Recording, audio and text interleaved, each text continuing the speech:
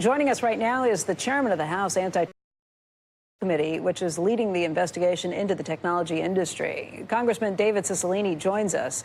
And Congressman, what do you want to hear today? What do you think the problem is with big tech overall? Well, I think the purpose of the investigation is really to look at the digital marketplace broadly. These are very large technology platforms that have tremendous market dominance. We're looking at, and we will look at, kind of how the markets are working. What does Congress need to do in terms of responding to these deep concentrations of economic power? We're concerned, of course, about anti-competitive behavior.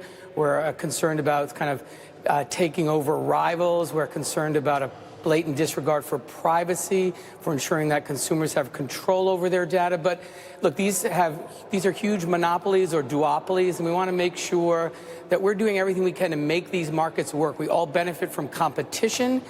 These are markets that are not working properly. We're in this very serious monopoly moment. And this investigation is going to give us an opportunity to collect the best information, the best data, hear from the best experts in this area as we think about what's the right way to get these markets working properly. You know, you are not alone in your thoughts on this. Obviously, you have the Department of Justice, the FTC, and now states attorney generals who are all getting involved, attorneys general all getting involved in this movement. The one thing I would say about that is those are typically, certainly the FTC and maybe some of the state attorney generals are related to sort of particular prosecutions of wrongdoing or some complaint. Ours is really different. Ours is not a prosecution investigation. It's about informing the development of good public policy, making sure we have the ability to gather evidence, hear from the best technologists in the country and from around the world, making sure that we are understanding how the markets are working, how these platforms are operating, so that we can develop solutions by way of legislation or a regulatory approach. But it really is not about a single company or a single act. It's how we fix a broken market and a broken internet. What do you think's broken about it? Well, I think, there's a lot of anti-competitive behavior that some of these large platforms are engaged in. There's certainly evidence that they are extinguishing rivals and eliminating competition, making it difficult to enter the market, reducing innovation, reducing entrepreneurship as a result of their market dominance. There's obviously been serious breaches of privacy interests of consumers, loss of control about what happens to your data and the misuse of that data. So I think there are a number of big challenges.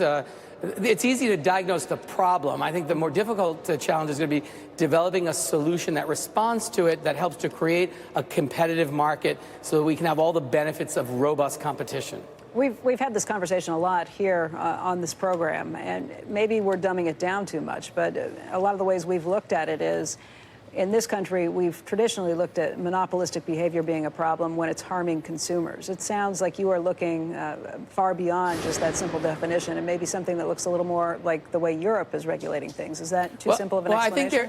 I think there is some evidence that it's harming consumers, but you're right. One of the things I think we have to look at is our existing antitrust legislative infrastructure. Our antitrust statutes were written principally about 100 years ago in response to the railroad monopolies and the oil barons.